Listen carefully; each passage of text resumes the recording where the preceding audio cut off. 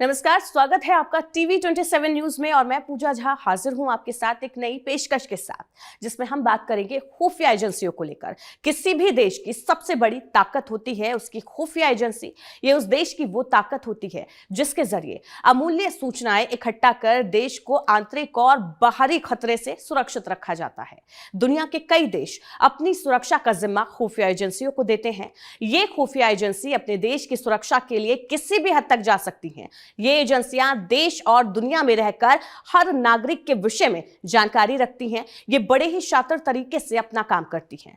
TV 27 की इस खास पेशकश में हम उन एजेंसियों के नामों पर से पर्दा उठाएंगे और आपको बताएंगे कि क्यों उन एजेंसियों से सावधान रहना चाहिए।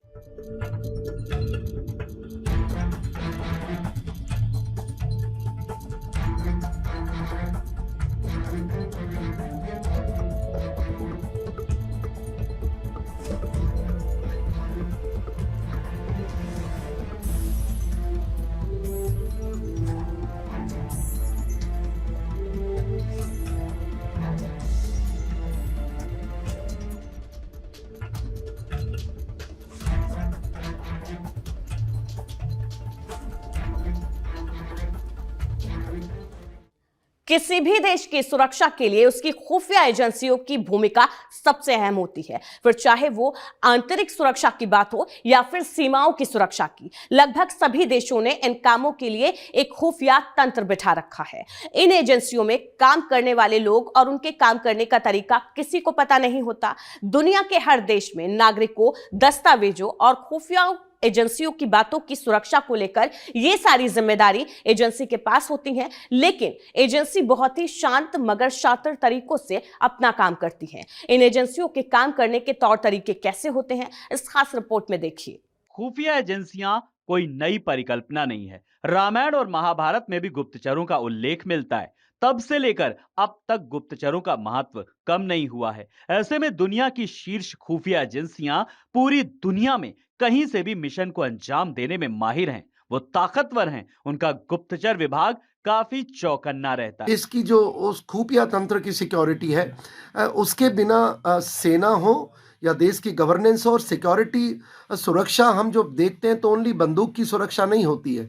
सुरक्षा के अंदर इकोनॉमिक सुरक्षा आती है, नागरिकों की सुरक्षा आती है, हमारे इंस्टॉलेशंस की सुरक्षा आती है, हमारे विज्ञान की सुरक्षा आती है, हमारे हमारे इंटेलिजेंसिया की सुरक्षा आती है, बॉर्डर की सुरक्षा आती है। पर सेना एक तरह मोटे देश के दुश्मनों से मुकाबला करती है जो बाहरी से जिनसे खतरा होता है। और ये एजेंसियां उन सबको अलर्ट करती हैं कि कौन सा आपके ऊपर खतरा आने वाला है, क्योंकि जो इसमें काम करते हैं ये बड़े वो लोग हैं जो अपने जीवन की परवाह, जान की परवाह किए बिना दूसरे देश में जाकर के काम करते हैं और उस देश के अंदर क्या चल रहा है, किस प्रकार का खतरा है। हाँ, ये जरूर है कि पूर्व में देखा गया था 80 से करीब 2000 के दशक में जब हमें इंटेलिजेंस मिलने में दिक्कत आती थी, वो मैं एजेंसीज का फेलियर नहीं देखता हूँ, गवर्नेंस का फेलियर था। क्योंकि जो पॉलिटिक्स, जो लीडरशिप देश की थी वो खुद अपने अपने आप से जूझ रही थी। वो, मैं तो ये मानता हूँ, उनके खुद के प्रश्न चिन्ह लगने चाहिए। उनकी भावना क्या थी सुरक्षा एजेंसीज को। दुनिया भर के अलग अलग देशों में कई ऐसी खुफिया एजेंसियां हैं जो अपने देश की सुरक्षा की खातिर कुछ भी करने को तैयार रहती हैं। ये दुश्मन देशों के हर मंसूबे को खत्म करने की कोशिश करती हैं और उन्हें मुंह तोड़ जवाब देने को तैयार रहती हैं। सबसे पहले जिसका जिक्र आता है, उस एजेंसी का नाम आता है, उसका नाम है सेंट्रल इंटेलिजेंस एजेंसी, यानी कि CIA। अमेरिका की बहुचर्चित खुफिया agency central intelligence agency CIA है। 1947 में तत्कालीन राष्ट्रपति हैरी ए ड्यूमेन ने CIA की स्थापना की थी। CIA 4 हिस्सों में बटी हुई है। वॉशिंगटन के पास वर्जीनिया में CIA का मुख्यालय है। CIA director of national intelligence को रिपोर्ट करती। CIA साइबर क्राइम, आतंकवाद रोकने समेत CIA देश की सुरक्षा के लिए काम करती है। इसे अमेरिका ही नहीं बल्कि पूरी दुनिया में सबसे सक्षम खुफिया एजेंसी माना जाता है। रिपोर्ट्स की माने तो CIA को सबसे भारी भरकम बजट वाली एजेंसी कहते हैं। इसके अलावा FBI, NSA और DIA जैसी एजेंसी भी अमेरिकी खुफिया विभाग का एक अहम हिस्सा है। दुनिया के लगभग सभी देश अपनी आंतरिक और बाह्य सुरक्षा को लेकर सचेत रहते हैं। देश अपनी खुफिया एजेंसी के जरिए कामों को आसान करती है और इस एजेंसी के जासूस अलग अलग जगहों पर रहकर अपने देश की मदद करते हैं। एजेंसियों की लिस्ट में एक और नाम है जिसके काफी चर्चे होते हैं, उसका नाम है मोसाद। यह खुफिया एजेंसी भी दुनिया में सबसे बेहतर मानी जाती है। इस खुफिया एजेंसी के बारे में कहा जाता है कि यह दुनिया में सबसे बेहतर एजेंसी है। यह एजेंसी इजराइल में है। यह दुनिया की सबसे खतरनाक खुफिया एजेंसी है। इसको किलिंग मशीन भी कहा जाता है। इजराइल की खुफिया एजेंसी मोसाद के एजेंट इतने तेज होते हैं कि दुनिया के किसी भी कोने से अपने दुश्मन को खोज निकालने और उसे खत्म करके ही दम लेते हैं। इसके लिए वो कोई भी प्रोटोकॉल तोड़ सकते हैं। मोसाद इजराइल की राष्ट्रीय खुफिया एजेंसी है। मोसाद को दुनिया की सबसे खतरनाक एजेंसी माना जाता है। मोसाद की स्थापना साल 1949 में की गई। मोसाद का मुख्यालय तेल अवीव में है। मोसाद से जुड़े जासूस दुनिया भर में फैले हैं। मोसाद का मुख्य काम आतंकवाद को रोकना है। मोसाद गुप्त अभियानों को अंजाम भी देती है। मोसाद खुफिया तरीके से जानकारी को इकट्ठा करती है। मोसाद के निदेशक सीधे देश के प्रधानमंत्री को रिपोर्ट करते हैं। माना जाता है कि मोसाद से जुड़े करीब 7,000 जासूस पूरी दुनिया में फैले हैं, जो किसी भी गड़बड़ पर सीधी कार्रवाई के लिए जाने जाते हैं। दुनिया के हर देश में नागरिकों, दस्तावेजों और खुफिया बातों की सुरक्षा की जिम्मेदारी एक एजेंसी बहुत ही शांत मगर शातिर तरीके से निभा रही होती है। इन एजेंसियों में काम करने वाले लोग और तौर तरीके आम लोगों को पता नहीं होते हैं। ऐसी ही खुफिया एजेंसी में आती है रॉ। अब भारत की जहाँ तक हम एजेंसीज की बात करें, मैं ये मानता हूँ भारत की एजेंसीज बड़ा अच्छा काम कर रही हैं। रो है, जिसको हम रिसर्च एंड एनालिसिस विंग कहते हैं, वो जब से 1967 से लेकर 68 से जब इसका गठन होता है, तब से लेकर के जिस प्रकार से ये काम कर रही हैं, मैं इसकी भूरी भूरी प्रशंसा करना चाहूँगा। इसके साथ देखिए आईबी है, सीआईडी है और इस प्रकार के हमारे तंत्र हैं। पर जो जिस प्रकार से 2000 के बाद उग्रवाद से लड़ने के लिए हमारे एक मॉडर्न बदलते भारत में एनआईए का गठन हुआ, एनटीआरओ का गठन हुआ। एनटीआरओ बेसिकली सिग्नल इंटेलिजेंस, और इस तरह के तंत्र हिंदुस्तान में भी आज नेशनल इंटेलिजेंस, ज़्यादातर ये एजेंसीज में स्पेसिफिक इनकी एक्सपर्टीज होती है। दुनिया के अंदर हम मानते हैं कि इजराइल एक ऐसा देश है जो अपने दुश्मन को कभी माफ़ नहीं करता है, और उसका श्रेय जाता है इनकी एक एजेंसीज है। इनकी जो खुफिया विभाग है वो उसको मोसाद के नाम से जाना जाता है। और उसी कड़ी के अंदर अगर हम हमारे देश के अंदर आए तो मैं ये मानता हूँ इन एजेंसीज ने भारत के बड़ा अच्छा काम किया है। और इसमें होता क्या, देखिए इसमें होता है कि सामान्य आदमी को पता भी नहीं होता कि कौन इस तंत्र के लिए काम करता है। अब हमें जिस प्रकार से पुराने दौर में जब यूएसएसआर हुआ करता था, किस प्रकार से देश में हम सुनते थे, एफबीआई जो है उसका हर जगह एक नुमाइंदा तरह था और कोई भी प्रकार की खबर सरकार तक पहुंचती थी। उसी तरीके से आज जिस प्रकार से रॉ एक तरह पूरा इसको मजबूत किया गया है, इसके पास इक्विपमेंट आला दर्जे का है। और सबसे बड़ी बात है, देखिए साइबर जो सिक्योरिटी है और देश की जो उस खुफिया तंत्र की सिक्योरिटी है, उसके बिना सेना हो या देश की गवर्नेंस और सिक्योरिटी सुरक्षा हम जो देखते हैं तो ओनली बंदूक की सुरक्षा नहीं होती है। सुरक्षा के अंदर इकोनॉमिक सुरक्षा आती है, नागरिकों की सुरक्षा आती है, हमारे इंस्टॉलेशंस की सुरक्षा आती है, हमारे विज्ञान की सुरक्षा आती है, हमारे इंटेलिजेंसिया की सुरक्षा आती है, बॉर्डर की सुरक्षा आती है। पर सेना एक तरह मोटे देश के दुश्मनों से मुकाबला करती है जो बाहरी से जिनसे खतरा होता है। और ये एजेंसियां उन सबको अलर्ट करती हैं कि कौन सा आपके ऊपर खतरा आने वाला है, क्योंकि जो इसमें काम करते हैं ये बड़े वो लोग हैं जो अपने जीवन की परवाह, जान की परवाह किए बिना दूसरे देश में जाकर के काम करते हैं और उस देश के अंदर क्या चल रहा है, किस प्रकार का खतरा है। हाँ, ये जरूर है कि पूर्व में देखा गया था 80 से करीब 2000 के दशक में जब हमें इंटेलिजेंस मिलने में दिक्कत आती थी, वो मैं एजेंसीज का फेलियर नहीं देखता हूँ, गवर्नेंस का फेलियर था। क्योंकि जो लीडरशिप देश की थी वो खुद अपने आप से जूझ रही थी। वो, मैं तो ये मानता हूँ उनके खुद के प्रश्न चिन्ह लगने चाहिए, उनकी भावना क्या थी सुरक्षा एजेंसीज को। भारत की खुफिया agency raw research and analysis wing यानी RAW को दुनिया की 6वें नंबर की सबसे ताकतवर खुफिया एजेंसी माना जाता है। इस एजेंसी की खासियत यह है कि भारत के प्रधानमंत्री के अलावा किसी के प्रति जवाबदेही नहीं है। रॉ का मुख्य काम पाकिस्तान की गतिविधियों पर नजर रखना, खासकर आतंकवादी गतिविधियों को लेकर। रॉ का मुख्यालय नई दिल्ली में है। रॉ विदेशी मामलों, अपराधियों, आतंकियों के बारे में पूरी जानकारी रखती है। इंटेलिजेंस ब्यूरो आईबी देश की सुरक्षा के लिए काम करती है। इन दोनों एजेंसियों ने मिलकर कई बड़े आतंकी हमलों को नाकाम किया। एक खुफिया एजेंसी किसी भी देश की वो ताकत है जिसके जरिए अमूल्य सूचनाएं एकत्रित करके देश को आंतरिक और बाहरी खतरे से सुरक्षित रखा जाता है। इस लिस्ट में एक ऐसे देश का भी नाम है जिसके नापाक हरकतों से भारत त्रस्त है। जी हां, सही समझा आपने। उस देश का नाम है पाकिस्तान और उस एजेंसी का नाम है आईएसआई। जिस प्रकार से हमारी ये खुफिया तंत्र और एजेंसीज काम करती हैं, बड़े मजे की बात मैं यहाँ इससे पहले बात रखूं, बताना चाहूँगा कि भारत के विभाजन होने के उपरांत पाकिस्तान के अंदर 1947 के अंदर ही आईएसआई का गठन कर दिया गया था, जो मैं मानता हूँ उनके तंत्र की एक बड़ी दूरगामी सोच थी। पर जहाँ तक भारत का सवाल है, करीब 20 वर्ष इंतजार करना पड़ा, चाहिए हमारी रॉ, आईबी, सीआईडी, एनआईए और एनटीआरओ जैसे संगठन बनाने के लिए। इसके साथ साथ दो चीज़, बड़ी चीज़ है कि ये जो संस्थाएं होती हैं ज़्यादातर देश के जो प्रमुख होते हैं, डेमोक्रेसी में इनका जो प्राइम मिनिस्टर होते हैं, अमेरिका जैसी जगह में प्रेसिडेंट होते हैं, और उसी तरीके से इजराइल वगैरह सब जगह ये डायरेक्टली अपने हेड ऑफ द स्टेट को रिपोर्ट करते हैं और बीच में कोई स्टेट नहीं होता है। ये भी माना जाता है इनके पास कोई पैसे की कमी नहीं होती है, किसी प्रकार का दिक्कत नहीं होता है, और जो सेलेक्टेड इसके अंदर कार्यकर्ता होते हैं बड़े आला दर्जे के होते हैं और उनको बड़े कठिन सिलेक्शन प्रोसेस से होकर के गुजरना पड़ता है।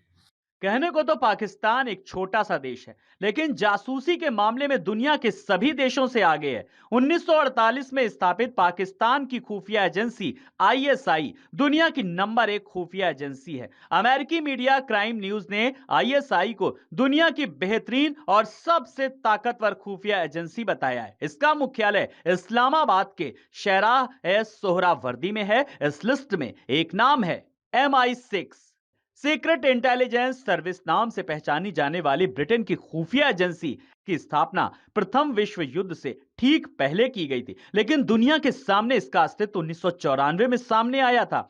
MI6 का काम आतंकवादियों के बारे में देश के आंतरिक और बाहरी हिस्से से जानकारियां जुटाना है। एक और नाम है जो बेस्ट खुफिया एजेंसी के लिस्ट के टॉप मोस्ट में आता है। एबीसी न्यूज ने रूस की प्रमुख खुफिया एजेंसी फेडरल सिक्योरिटी सर्विसेज यानी कि FSB को चौथे स्थान पर रखा है। FSB के करीब 2.5 लाख सदस्य हैं जो देश के भीतर और बाहर आतंकवादी गतिविधियों और सुरक्षा में सेंध लगाने से देश को बचाती है। इसके अलावा BND जर्मनी की एक संघीय खुफिया एजेंसी है जो दूसरे विश्व युद्ध से पहले स्थापित की गई थी। हजारों करोड़ के बजट में काम करने वाली एजेंसी जासूसी करने में आधुनिकतम तकनीक का इस्तेमाल करती है। इस एजेंसी का मुख्य काम देश को आंतरिक और बाहरी खतरों से सुरक्षित रखना। इसके अलावा फ्रांस की खुफिया एजेंसी DCSE की काबिलियत को भी सराहा जाता है। एजेंसी दावा भी करती है कि उसने अब तक फ्रांस में 15 आतंकी हमलों को अपनी खुफिया जानकारियों के बूते रोका है। इसके अलावा ऑस्ट्रेलिया की भी एक एजेंसी है जिसका नाम है ASIS। ऑस्ट्रेलिया की खुफिया एजेंसी ASIS का गठन 1951 में किया गया था, जिसका काम ऑस्ट्रेलिया के हितों को रक्षा करना और बढ़ावा देना है। ASIS का काम इसके लिए विदेशों से जरूरी सूचना एकत्र करना है। इसके अलावा चीन ने भी अपनी सुरक्षा के लिए एजेंसी बना रखी है। उस एजेंसी का नाम है MSS, ministry of state security. चीन की सबसे बड़ी खुफिया एजेंसी है जिसका मुख्यालय चीन के गृह मंत्रालय के पास है। MSS का काम भी बाकी देशों की खुफिया एजेंसी की तरह ही है। MSS देश को राजनीतिक रूप से सुरक्षित रखने के लिए काम करती है। MSS की स्थापना 1937 में हुई थी। MSS का पुनर्गठन 1949 में चीन की कम्युनिस्ट पार्टी ने किया था। दुनिया के लगभग सभी देश अपनी आंतरिक व बाह्य सुरक्षा को लेकर सचेत रहते हैं। देश अपनी खुफिया एजेंसियों के जरिए इन कामों को आसान करते हैं। इन एजेंसी के जासूस अलग अलग जगहों पर रहकर अपने देश की मदद करते हैं। इनमें काम कर रहे लोगों की पहचान नहीं होती। इतना ही नहीं, इनके काम के तरीकों के बारे में आम जनता को कुछ पता भी नहीं होता है। कई बार देश की सुरक्षा के लिए इन एजेंसियों के लोग अपनी पहचान बदलकर किसी भी देश में सालों बस आते हैं और वहां से जुड़ी जानकारियां सेना और सरकार तक पहुंचाते हैं। रॉ के अलावा भारत में और भी कई एजेंसियां हैं जो हरदम मुस्तैद रहती हैं देश के लिए। देश को शांति, सुरक्षा और स्थिरता बनाए रखने के लिए इन जांच एजेंसियों की जरूरत पड़ती है। दूसरे देशों की तरह भारत में ऐसी कई सुरक्षा एजेंसियां हैं जिनका नाम विश्व की टॉप सुरक्षा एजेंसियों में आता है। सीमा पर तैनात जवानों के साथ साथ देश में कई ऐसी एजेंसियां हैं जिन्होंने देश को बड़े से बड़े खतरों से बचाया है। इस रिपोर्ट में देखिए। भारत की सुरक्षा और शांति के लिए कई जांच और खुफिया एजेंसियां बनाई गई हैं। इन सभी का मुख्य कार्य देश की शांति और सुरक्षा को भंग करने वालों की जांच कर उनके खिलाफ कार्रवाई करना है। रॉ के बारे में तो आपको बता ही दिया। इसके अलावा भारत में इंटेलिजेंस ब्यूरो आईबी है। इंटेलिजेंस ब्यूरो का गठन 1887 में सरकार के एग्जीक्यूटिव ऑर्डर से हुआ था। 1947 में आईबी का पुनर्गठन किया गया। आईबी देश की सबसे पुरानी खुफिया एजेंसी है जो गृह मंत्रालय के अंतर्गत आती है। आईबी देश में आंतरिक मामलों पर खुफिया ऑपरेशनों के जरिए नजर रखती है। इतना ही नहीं, यह एजेंसी विदेश नीति बनाने में भी भारत सरकार की मदद करती है। आईबी देश की इंटेलिजेंस डिटेल्स को इकट्ठा करती है। आपको बता दें 1950 के दशक से लेकर सोवियत रूस के विघटन तक इसके सदस्यों को रूस की सरकारी सुरक्षा एजेंसी केजीबी द्वारा ट्रेनिंग दी जाती रही है। भारत में एनआईए नाम की भी सुरक्षा एजेंसी है। आप सब विदित हैं कि हमारी एक सुरक्षा एजेंसी बीच में एक हमारे थोड़े समय के लिए जब जब वो कोalition गवर्नमेंट का हो या जो एक पॉलिटिकल टर्मोइल चल रहा था, एक प्रधानमंत्री थे, उन्होंने ऐसा माना जाता है कि किसी किताब में मैं पढ़ रहा था कि इन्होंने हमारे खुफिया तंत्र को पाकिस्तान में एक्सपोज कर दिया, जिसको वापस हमें जिंदा करने के लिए बहुत समय लगा था। तो ये एक बहुत बड़ी बात है। हमारे तंत्र में जिस प्रकार से भारत सरकार ने और भारतवासियों ने पूर्व में नहीं अभी भी जिस प्रकार से NIA, NTRO, raw, IB, CID और बहुत सारे तंत्र अपने खड़े कर रखे, बधाई देना चाहूँगा, अच्छा काम कर रहे हैं। पर यहाँ जो मैं एक चीज़ बताऊँगा कि इसमें 2-3 चीज़ मुख्य हमें ध्यान देनी पड़ेगी, सरकार को भी, नागरिकों को। पहली बात तो ये है कि एक बधाई के पात्र देश, इनको संसाधन की कोई कमी नहीं होती है। नेशनल इन्वेस्टिगेशन एजेंसी एनआईए का गठन 31 दिसंबर 2008 को मुंबई हमलों के बाद हुआ। इस एजेंसी का मुख्य काम आतंकवाद से संबंधित मामलों को हैंडल करना है। आतंकवादी हमलों, आतंकवाद को धन उपलब्ध कराने और इससे जुड़े सभी मामलों की बारीकी से जांच करने के लिए इस एजेंसी का गठन किया गया था। किसी भी देश की मजबूत ताकत उसकी खुफिया एजेंसी होती है। सेना केवल दुश्मन को बॉर्डर पर रोक सकती है, लेकिन खुफिया एजेंसी दुश्मन के बीच जाकर उनकी हरकत और मंसूबों के बारे में पता लगाकर उसको पछाड़ देती है। इसमें रिसर्च करने की भी जरूरत पड़ती है। भारत ने इसके लिए भी एक एजेंसी बना रखी है। नेशनल टेक्निकल रिसर्च ऑर्गेनाइजेशन का गठन साल 2004 में किया गया था। इसका मुख्य काम है यह दूसरे देशों से खुफिया जानकारी इकट्ठा करने के लिए समन्वय करती है और फिर देश को सभी जरूरी जानकारी मुहैया कराना है। 2014 में इस एजेंसी की ओर से आईसीजी को दी गई खुफिया जानकारी के जरिए एक बहुत बड़े ऑपरेशन को अंजाम देते हुए पाकिस्तानी जहाज को उड़ा दिया गया था। जो प्रॉब्लम देखी गई वो पॉलिटिकल कंट्रोल के साथ साथ पॉलिटिकल यूज अगर कहीं इनका हुआ है। अब कोई कह तो सकता नहीं है, नाम लगाने के लिए देश के राजनीतिक, मैं मानता हूँ इस उथल पुथल के अंदर जिस तरह ये इनका लो स्टैंडर्ड आ गया है, किस धरातल तक चले गए हैं। पर मैं मानता हूँ हमारी इन एजेंसियों में जो सीनियर अधिकारी हैं वो समझते हैं और वो राष्ट्र की सुरक्षा के लिए काम करते हैं। पर पॉलिटिकल इंटरफेरेंस की जहाँ तक बात आती है, नाम के लिए लोग आजकल जो चाहे सो बोलते हैं, उसको बंद करना चाहिए और ये आपस में इनको लेवल पे डिसाइड करना चाहिए कि हमारे जो सरकारी तंत्र और खुफिया तंत्र के जो लोग हैं उनकी जो आइडेंटिटी को बरकरार रखा जाए। इनके बारे में विषय पब्लिक डोमेन में नहीं आने चाहिए। और इसके साथ साथ मैं ये भी कहना चाहूँगा कि जो डिफेंस फोर्सेस है, नेवी, एयरफोर्स, आर्मी, और इसका और जो खुफिया तंत्र का दो लिंक है वो बेसिकली सिविलियन एस्टेब्लिशमेंट से आर्मी में आता है। तो कई बार जो क्रेडिबिलिटी है कि यार ये खबर सही है कि नहीं है, मैं आपको उग्रवाद दौर की बातें बता सकता हूँ। कई बार खबर मिलती थी कि भाई ऐसा ऐसा देखने में आया है। अब उस समय हम ऐसा विश्वास करते थे। अभी मैं हाल ही में कश्मीर से आ रहा हूँ, वहाँ भी लोग ये मानते हैं कि बहुत सारे लोग जो लोअर लेवल पे हैं वो ऐसे इंटेलिजेंस और इंफॉर्मेशन प्रोड्यूस करते हैं वो जिसका हकीकत से कहीं कोसों तक मतलब कोई वास्ता नहीं होता है। और लोकल जो जूनियर लीडर्स हैं उनको ट्रेन करना चाहिए। हमारी इंटेलिजेंस एजेंसीज के साथ इंटरलिंक करते हुए कोई कोर्सेज होने चाहिए जहाँ इनको एक दूसरे के काम करने का तरीका पता हो, जिससे कि उस खबर के ऊपर जो भी हमारे इंटेलिजेंस एजेंसी अपनी जान की कुर्बानी मतलब परवाह ना करते हुए दूसरे देश में जाकर के काम करते हैं, फिर किस तरह छुपाते हुए भेजते हैं, तो उसका सही इस्तेमाल तभी होगा जब जो ग्राउंड फोर्सेज है उनमें ट्रस्ट होगा। और वो ट्रस्ट डेफिसिट है। मैं मेरे सेना काल के दौरान में मैं मानता था, मैं देखता था, आज भी जब जाता हूं तो ट्रस्ट डेफिसिट है, उसको पूरा करना चाहिए। बट मैं बधाई देना चाहूँगा देश को, सरकार को, और स्पेशली हमारी जो जो तंत्र के जो अधिकारी हैं कि बहुत अच्छा कार्य कर रहे हैं, आप लोग बधाई के पात्र हैं। खुफिया एजेंसियां किसी भी देश की सुरक्षा में अपना एक अलग महत्व रखती हैं। दुनिया में हर देश की खुफिया एजेंसी पर जिम्मेदारी होती है कि नागरिकों, दस्तावेजों और खुफिया बातों की सुरक्षा की जिम्मेदारी एक एजेंसी बहुत ही शातिर तरीकों से करती है। यह एजेंसी दुश्मन की हरकतों पर नजर रखकर आने वाले खतरे से निपटने का रास्ता तैयार रखती है। तो साफ है कि अगर देश की खुफिया एजेंसियां तैयार कर चौकन्नी ना रहें और देश पर कभी भी हमले हो सकते हैं। तो अपनी इस खास पेशकश में हमने आपको दुनिया और भारत की खुफिया एजेंसियों के बारे में बताया। ये खुफिया एजेंसी दुनिया भर में सबसे ज्यादा ताकतवर मानी जाती हैं। दुश्मन इन एजेंसियों के नाम से डरते हैं। इतना ही नहीं, इन एजेंसियों में काम कर रहे अफसरों की जान पर हमेशा खतरा बना रहता है। खुफिया एजेंसियों के कंधों पर देश की सुरक्षा का दारोमदार भी होता है। तो आज की इस खास पेशकश में इतना ही। बाकी देश दुनिया की तमाम खबरों के लिए देखते रहिए TV 27 न्यूज।